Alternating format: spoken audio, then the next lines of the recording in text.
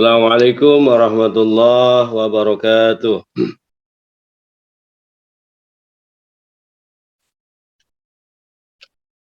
Alhamdulillahilladzi hadana li hada wa ma kunna law an hadanallah. Wassalatu wassalamu ala sayyidina al-mukhtar wa ala alihi wa sahbihi al-akhyar, amma ba'du. Ilahi anta maqsudi wa ridhaka matlubi atini mahabbataka wa ma'rifatak. Kehadapan Kanjeng Nabi Muhammad sallallahu alaihi wasallam dan seluruh ahli silsilah Thariqah Qadiriyah Naqsyabandiyah Madsuriyalaya, khususnya guru kita semuanya, pengesabah Aos. Al-Fatihah. A'udzu billahi minasyaitonir rajim. Bismillahirrahmanirrahim. Alhamdulillahirabbil alamin arrahmanir rahim maliki yaumiddin. Iyyaka na'budu wa iyyaka nasta'in. Ihdinas siratal mustaqim. Siratal ladzina an'amta 'alaihim ghairil maghdubi 'alaihim waladdallin. Amin. Yang sama-sama kita hormati, kita muliakan para alim ulama, khususnya para wakil talqin pengusaha Aos yang hadir sore hari ini, para ikhwan dan akhwat di seluruh dunia yang menjadi pemangku manaqib sore hari ini, yang sama-sama kita muliakan seluruh pimpinan madrasah, seluruh penggerak manaqib, khususnya Ibu Wahyuni yang ada di Inggris, Teh Susi yang lagi ada di Mekah, Umi Syahid yang selalu istiqomah menggerakkan MOS kita hari ini,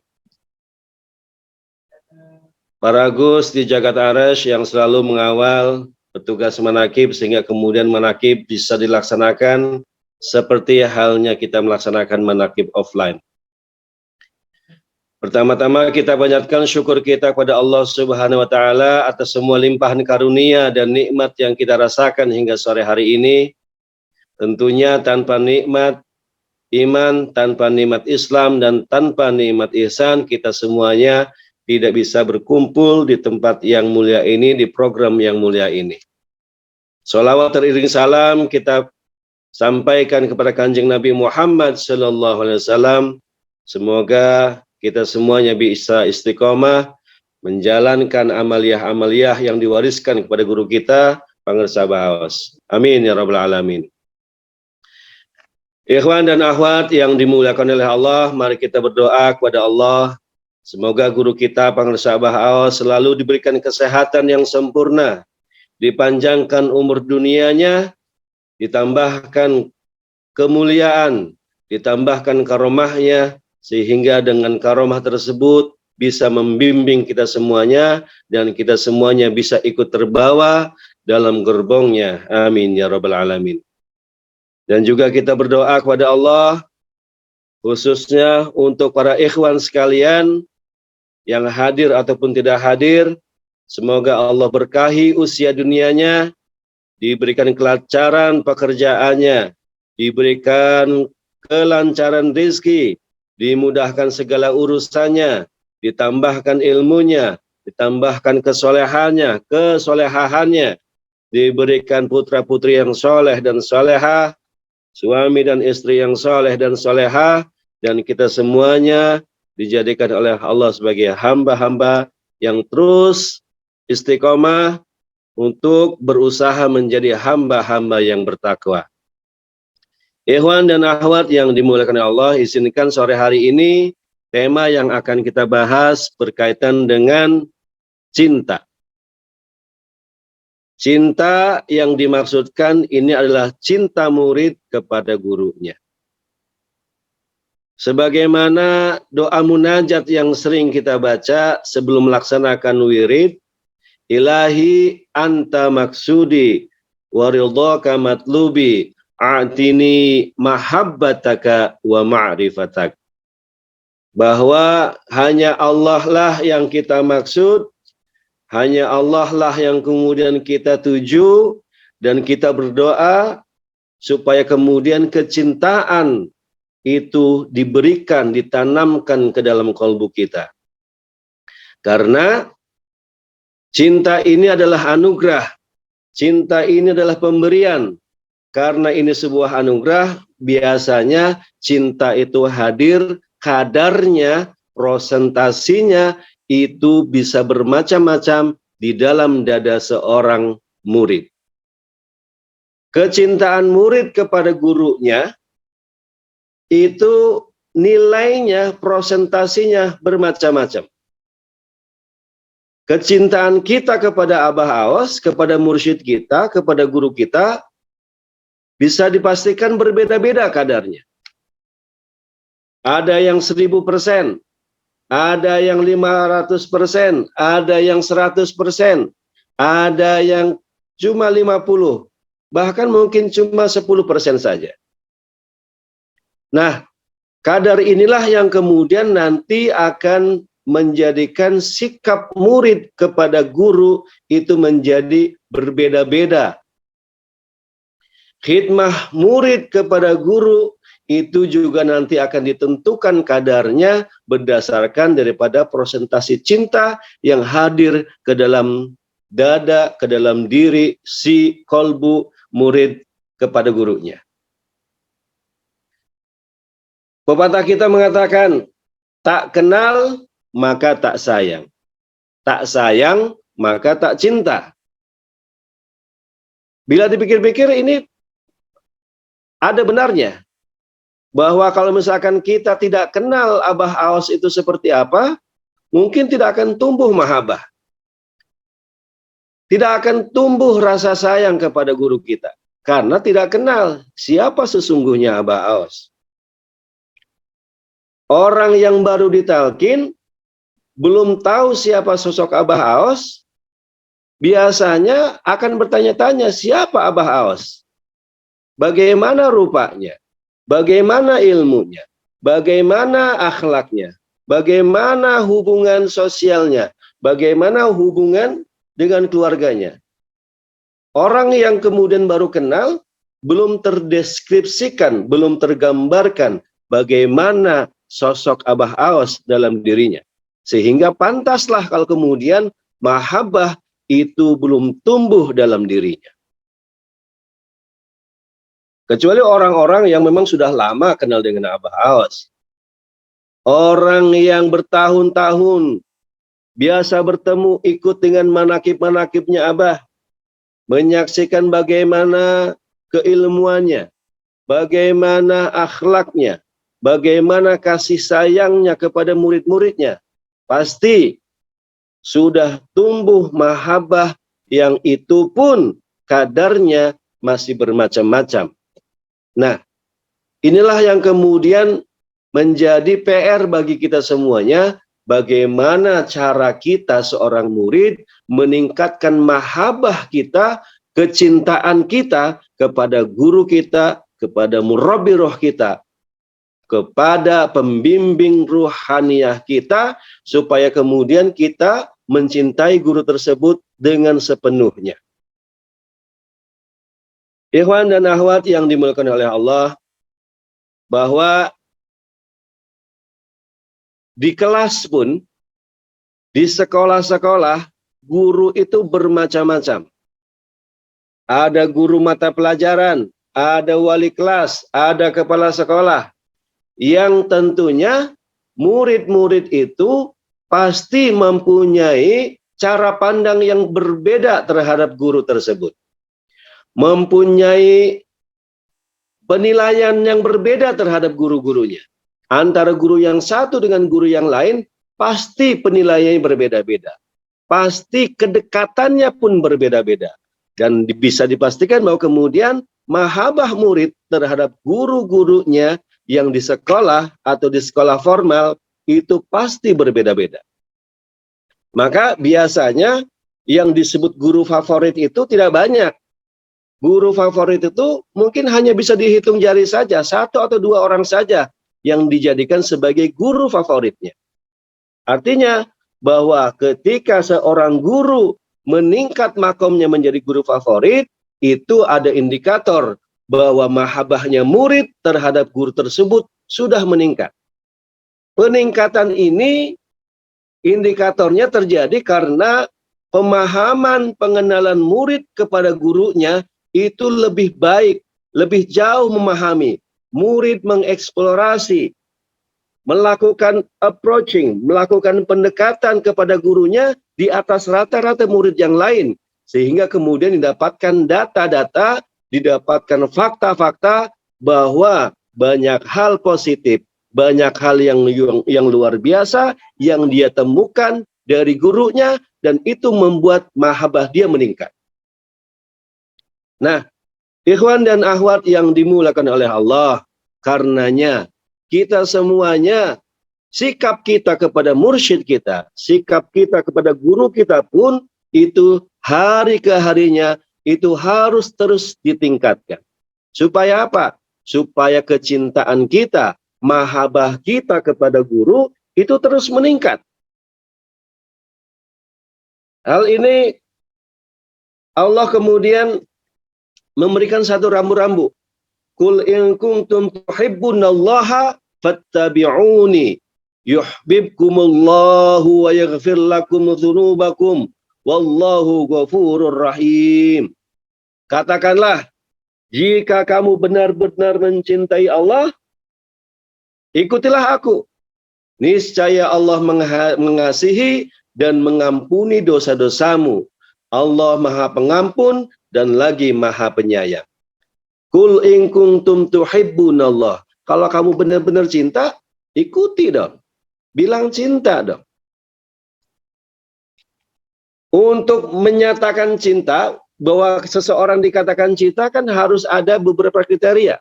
Cinta itu minimal syaratnya harus 3. Sama seperti syarat iman. Cinta itu harus dibuktikan dengan kata-kata. Maka biasanya seorang perempuan itu akan menuntut kepada laki-lakinya, kalau benar-benar cinta kepada perempuan tersebut, bilang dong, aku cinta kamu. Please say I love you, kata perempuan itu. Itu karena itu syarat yang pertama. Mencintai itu harus dibuktikan dengan kata-kata. Karena perempuan itu butuh legalitas formal dengan kata-kata cinta terhadap perempuan tersebut. Yang kedua, bahwa dikatakan cinta itu kalau kemudian ada rasa yang berbeda di dalam hatinya. Ada ketertarikan yang luar biasa yang menyebabkan dirinya menjadi susah hidupnya. Mau makan, ingat dia. Mau minum, ingat dia. Mau kemana, ingat dia. Lihat teh botol, ingat dia. Lihat makanan tertentu, ingat dia. Itu indikasi bahwa cinta itu sudah ada di dalam hatinya. Dan syarat yang ketiga, bahwa cinta itu harus dibuktikan dengan perbuatan. Biasanya indikasi bahwa kemudian pernyataan cinta itu, dia akan terus melakukan upaya mendekati dia. Minimal telepon sehari 3 kali, pagi, siang, sore. Seperti minum obat. Pagi telepon, nanyain sudah sarapan atau belum. Siang telepon, sudah nanyain sudah makan siang atau belum. Malamnya telepon, sudah tidur atau belum. Minimal bertanya itu untuk membuktikan bahwa dia cinta terhadap seseorang. Nah, bagaimana kalau kita kemudian cinta kita kepada guru kita? Sama. Runtutannya sama. Kalau kita sudah mulai tumbuh mahabbah kepada guru kita, biasanya lidah ini tidak bosan-bosannya berbicara, menceritakan tentang yang kita cintai. Kalau ikhwan sudah kumpul nih, ikhwan, di warung kopi, ngobrolin abah, itu bisa berjam-jam. Ngobrolin tentang apa saja tentang abah. Kenapa? Karena sudah banyak data, sudah banyak informasi yang didapatkan, sudah banyak radar cinta yang diterima oleh tubuh ini, sehingga kemudian kita dengan mudahnya menyebut namanya. Nah, Ikhwan dan akhwat, itu indikasi bahwa kemudian kita sudah mulai tumbuh mahabbah pada guru kita. Sehingga ada ciri-ciri di mana seorang murid cinta kepada gurunya, itu ada 4 hal yang menjadi cirinya. Yang pertama adalah bahwa kalau seorang murid sudah tumbuh mahabbah yang kuat kepada gurunya, kepada mursyidnya, maka dia akan melakukan yang pertama, mengamalkan amalan yang dilakukan oleh gurunya. Kecintaan kita kepada Abah Aos itu harus dibuktikan bahwa kita sudah mengamalkan amalan yang dilakukan oleh Abah. Itu PR kita. Mari kita berintrospeksi dari mulai bangun tidur sampai mulai mau tidur lagi, amalan mana yang belum kita kerjakan, amalan mana yang sudah kita kerjakan. Masing-masing pasti punya catatan masing-masing. Ada nilai fluktuatif yang itu terjadi dalam diri kita. Karena kita juga murid yang sering diserang habis-habisan oleh iblis. Supaya apa? Supaya kecintaan kita kepada guru itu luntur. Indikasinya apa? Yaitu tadi, belum terjadi konsistensi di wilayah pengamalan amaliyah yang dilaksanakan oleh guru. Ciri yang kedua, bahwa murid yang sudah mencintai gurunya adalah dia akan melakukan semua perintahnya. Abah memerintahkan puasa, ayo puasa. Abah memerintahkan untuk berbuat baik, bersedekah, ayo kita melaksanakan itu. Yang paling kontroversial adalah kemudian perintah untuk menanggalkan rokok. Ini juga menjadi wilayah kontroversi. Ini juga akan menentukan kadar. Kadar apa? Kadar kecintaan, mahabbah kita kepada guru. Itu diindikasinya adalah ketaatan kepada pelaksanaan perintah guru kita. Ciri yang ketiga, bahwa kita sudah mencintai guru adalah dengan mengerjakan apa yang biasa dikerjakan oleh guru kita. Di luar amaliyah-amaliyah yang mahdoh. Ibadah-ibadah yang rutin itu adalah ciri yang pertama. Yang ketiga yang dimaksud adalah mengerjakan apa yang biasa dikerjakan oleh guru kita. Di luar wilayah-wilayah ibadah. Ini yang kita usahakan untuk menirunya. Apa contohnya?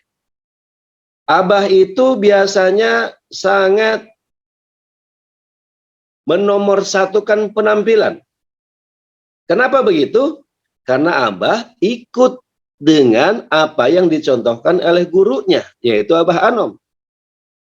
Nah, inilah yang kemudian kita berusaha untuk kemudian bisa mengikuti wilayah yang luar dulu. Wilayah-wilayah tampilan luar yang bisa dilihat oleh mata, yang bisa diukur oleh perasaan kita, itu sesuatu yang kita berusaha untuk kemudian bisa mengikutinya. Inilah ciri yang ketiga. Sedangkan ciri yang keempat adalah kemudian tidak mengamalkan apa yang tidak diamalkan, tidak melakukan apa yang tidak dilakukan, dan tidak mengerjakan apa yang tidak dikerjakan oleh guru kita. Nah, kesimpulan dari ciri-ciri ini adalah kemudian kepada wilayah fana fi af'alil syekh. Fana fi af'alil syekh inilah yang kemudian sebagai indikator bahwa kita sedang berusaha untuk meningkatkan mahabbah kita, kecintaan kita kepada mursyid kita. Fana fi af'alil syekh ini adalah menyatu, mengcopy paste apa-apa yang ditampilkan oleh guru kita supaya kemudian kita tiru, kita ikuti. Kita ya benar-benar melakukannya. Supaya apa? Supaya kemudian kita bisa menyamakan frekuensi, baik itu frekuensi lahir maupun nantinya adalah frekuensi batinnya. Nah, inilah yang kemudian menjadi ciri-ciri yang dimaksudkan dalam fana fi af'ali syekh. Ikhwan dan akhwat yang dimuliakan oleh Allah, bahwa untuk bisa melaksanakan fana fi af'ali syekh ini, kita butuh strategi, kita butuh usaha atau strategi supaya kita bisa melaksanakan itu semuanya yang dicontohkan oleh guru kita, namanya adalah sohbah. Sohbah itu adalah sebuah tindakan yang dilakukan oleh murid kepada guru atau tindakan guru kepada murid dalam rangka untuk menjalin persahabatan. Sama seperti halnya para sahabat bertemu dengan Kanjeng Nabi Muhammad dalam setiap liqa'nya, dalam setiap pertemuannya, dalam setiap halakohnya, maka di sanalah kemudian muncul nantinya adalah nilai-nilai persahabatan. Sehingga sohbah ini adalah juga dicontohkan oleh para sahabat untuk mendekatkan diri, melakukan bonding, ikatan zahir dan batin kepada Kanjeng Nabi Muhammad. Dan itulah yang seharusnya dilakukan oleh kita sebagai murid. Kita harus memperbanyak wilayah bonding, wilayah ikatan batin, ikatan lahir, yang semuanya adalah dilakukan caranya dengan sohbah tadi. Sohbah, Abah pernah menjelaskan bahwa sohbah terbagi dua. Ada sohbah yang sugro, ada sohbah yang kubro. Sohbah yang sugro, sohbah yang kecil adalah persahabatan yang dilakukan dengan cara kita melakukan pertemuan zahir. Kita bertemu, mengunjungi rumah guru, bertemu ke tempat guru, melaksanakan silaturahmi secara fisik. Itulah yang menurut Abah definisi dari sohbah sugro.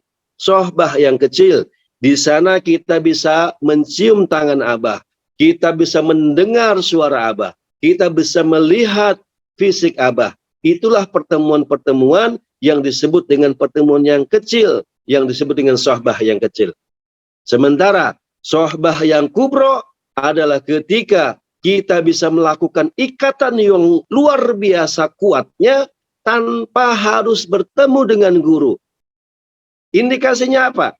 Indikasinya adalah kemudian kita sudah mengamalkan amalan-amalan yang dicontohkan oleh guru. Kita sudah mengikuti apa yang diperintahkan oleh guru. Kita semuanya ittiba kepada apa yang diberikan oleh guru kita. Sehingga Abah menjelaskan juga bahwa syarat sohbah itu, kunci dari sohbah itu adalah 3. Yang pertama adalah ijtima'. Kumpul dulu untuk meningkatkan kesatuan dan persatuan. Itu tidak bisa dengan cara terpisah-pisah. Harus dikumpulkan dulu, ketemu dulu antara murid dengan guru. Istima' dulu, memperbanyak pertemuan sohbah sugro, itu adalah syarat untuk melaksanakan sohbah. Supaya apa? Supaya dari sohbah ini, dari istima' ini, kita semuanya bisa menyerap energi langsung, di mana kita semuanya itu nantinya bisa mendapatkan cahaya, yang itu cahaya yang terlimpah dari Allah melalui guru kita dan kemudian terserap oleh kita. Nah, inilah syarat sohbah yang pertama, yaitu adalah ijtima'. Banyak berkumpul. Minimal, para wakil talqin menyampaikan, minimal kita 1 bulan sekali datang ke madrasah Sirna Rasa, bertemu dengan guru kita, untuk kemudian kita sohbah sugro. Syarat yang kedua, daripada syarat sohbah adalah kita melaksanakan yang namanya adalah istima'. Kita mendengar. Ketika kita sohbah, kita datang ke pengersah Abah Aos, yang kita lakukan adalah kemudian duduk, kita mendengarkan apa saja yang disampaikan oleh guru kita. Nasihat-nasihat beliau, taujihat-taujihat beliau, mau'izatul hasanah yang disampaikan langsung oleh beliau, kita dengarkan. Biarkan telinga ini menimba ilmu. Dan kemudian yang harus kita lakukan adalah kemudian mengunci mulut kita untuk kemudian tidak banyak berbicara di depan guru kita. Inilah syarat yang kedua daripada sohbah. Sedangkan syarat yang ketiga dari sohbah yang puncak adalah kemudian ittiba. Kita bertemu dengan guru, kita menyerap ilmu guru. Setelah ilmu itu kemudian kita ketahui, kita pahami, maka yang kita lakukan adalah ittiba. Kita laksanakan, kita amalkan, kita usahakan istiqomah dengan cara mengikuti semua yang dicontohkan oleh guru dalam perkataan, dalam perbuatan, dalam ibadahnya. Itulah yang harus kita ikuti walaupun guru itu tidak ada di depan kita. Ada atau tidak ada keberadaan guru secara fisik, kita harus ittiba. Apalagi kalau gurunya di depan kita, ya kita ikuti. Banyak pertentangan di luar sana mengenai amaliyah-amaliyah yang dilaksanakan dalam thariqah kita. Utamanya adalah ibadah-ibadah sholat, yang itu kemudian tidak lazim. Yang paling sering didiskusikan adalah bagaimana kita bisa melaksanakan sholat sunnah ba'diyah duduk, sementara ilmu yang kita ketahui bahwa ba'diyah duduk, ba'diyah sholat isya itu harus dengan berdiri. Sementara kita melaksanakannya dengan cara duduk. Ridafil bala di subuh dengan cara yang duduk, istikharah di pagi hari dengan cara yang duduk. Witir kita di malam hari 3 rakaat dengan cara yang duduk, itu semuanya adalah kemudian kita ikuti. Kalau ada orang yang mempertanyakan, yang mendebat wilayah ini, ya kita dengarkan saja. Silahkan, itu adalah gurunya, ikut dengan gurunya, kita ikut dengan guru kita. Jangan terpengaruh dengan omongan orang lain, karena guru kita adalah dalil yang mutlak dari semua ibadah yang kita laksanakan. Karenanya ikhwan dan akhwat semuanya, pentingnya mahabbah, kecintaan kita kepada guru, inilah yang nantinya akan menentukan kadar kita. Kualitas kita di depan guru itu seberapa. Apakah kita sebagai murid-murid yang dianggap murid jadi, atau masih murid-murid yang banyak nakalnya, masih banyak madolnya, masih banyak bolosnya. Silahkan kita berintrospeksi. Kita ukur diri kita masing-masing setelah tahu seberapa kadar kita, seberapa ukuran kita, seberapa besar mahabbah kita kepada guru kita. Yang harus kita lakukan adalah itu tadi, kita usahakan sohbah. Sohbah dengan cara yang dua, sohbah sugro, sohbah kubro. Kan dengan sohbah ini kita akan mendapatkan manfaat yang luar biasa. Setidaknya kita mendapatkan 3 manfaat. Manfaat yang pertama adalah mendapatkan limpahan karomah guru. Apa buktinya? Kalau kita datang ke tempat Abah, ketemu dengan Abah, salaman dengan Abah, rasanya kita tenang, kita tidak mendapatkan kesusahan hati, kita merasa nyaman. Itu bukti bahwa limpahan karomah itu sampai kepada kita. Yang kedua, manfaat dari sohbah adalah kita belajar langsung, kita melihat langsung bagaimana guru kita berkata, bagaimana guru kita beribadah, bagaimana guru kita menyampaikan pengajaran-pengajaran ilmunya. Itu semuanya dapat kita saksikan secara langsung. Sehingga kita ini disebut sahabat. Kenapa disebut sahabat? Ya kalau meminjam definisi sahabat pada zaman Rasul, yang disebut dengan sahabat itu adalah seorang muslim yang liko, yang bertemu, bertatap langsung dengan Kanjeng Nabi Muhammad, itulah sahabat. Apalagi sahabat itu kemudian bisa duduk bareng, menjadi lingkaran satunya, menjadi khulafaur rasyidinnya Kanjeng Nabi Muhammad. Begitulah kemudian kita, bagaimana caranya kita bisa menjadi sahabatnya Abah Aos, supaya kemudian kita berada di deretan murid-murid yang dianggap jadi, murid-murid yang dibanggakan oleh gurunya. Sementara ini kita baru mampu menjadi murid yang selalu membanggakan gurunya.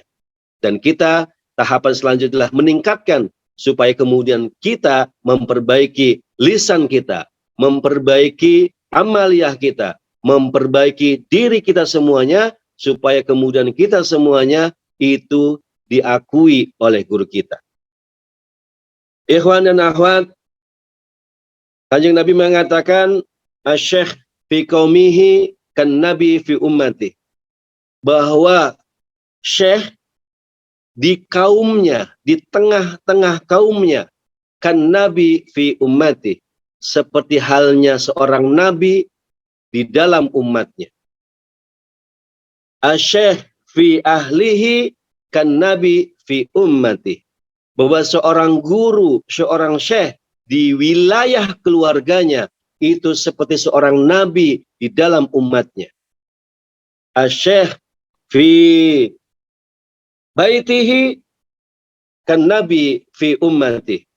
Bahwa seorang syekh di dalam rumahnya itu seperti seorang nabi di dalam umatnya, di tengah-tengah umatnya. Inilah bahwa betapa tingginya, betapa mulianya kedudukan guru kita karena disamakan sama seperti Kanjeng Nabi Muhammad SAW ketika berada di tengah umatnya. Oleh karena itu, ikhwan dan akhwat semuanya, inilah berdasarkan keterangan ini, mari kita sama-sama kita meningkatkan mahabbah kita, kecintaan kita kepada guru kita dengan cara melaksanakan sohbah, supaya kemudian kita semuanya bisa mentransfer energi positif, bisa menyerap cahaya Allah yang sudah dititipkan ke dalam kolbunya Abah Aos, dan semoga itu sampai kepada kita supaya lampu yang ada di dalam kolbu kita menyala terang, sehingga kemudian hidup kita, jalan hidup kita itu bisa diterangi sehingga kita terhindar dari kesalahan dalam berbuat, terhindar dari perbuatan maksiat, dan kita semuanya dianugerahi akhlakul mahmudah, akhlak yang terpuji sebagai tujuan daripada amaliah kita. Puncak daripada amaliah ini adalah terciptanya, tertanamnya akhlakul karimah dalam diri kita semuanya. Semoga bermanfaat. Mudah-mudahan kita semuanya selalu diberikan kesehatan dan kesempurnaan. Allah berkahi semuanya, segalanya, selamanya. Amin ya rabbal alamin. Billahi taufiq wal hidayah. Wassalamualaikum warahmatullahi wabarakatuh.